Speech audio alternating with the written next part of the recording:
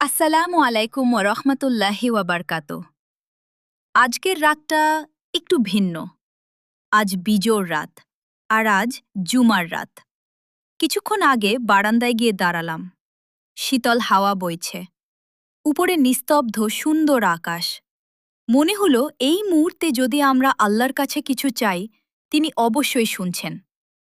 তাই সবার কাছে আমার একটি ছোট অনুরোধ, আপনারা যদি আমাকে ভালোবাসেন অথবা ঘৃণা করেন, আমি যদি কখনো আপনার উপকারে এসে থাকি অথবা অজান্তে কষ্ট দিয়ে থাকি, তাহলে দয়া করে আমার নাম ধরে একটু দোয়া করবেন।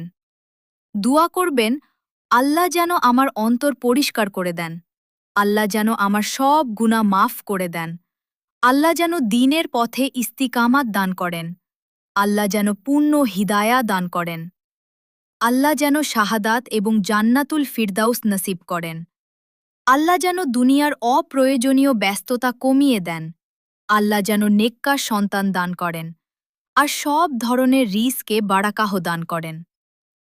আমাদের সবার জানা অজানা, প্রকাশ্য অপ্রকাশ্য, ছোট বড়, সামনে পিছনে করা সব গুনাহ আল্লাহ যেন মাফ না করিয়ে এই রমাদান শেষ না করেন।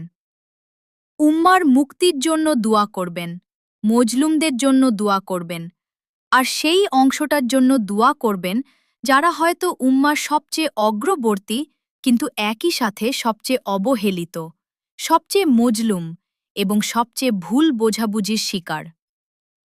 আল্লাহ আমাদের সবাইকে কবুল করুন, আমাদের দুয়াগুলো কবুল করুন। ওয়াসসালামু আলাইকুম ওয়া রাহমাতুল্লাহি ওয়া বারকাতুহু।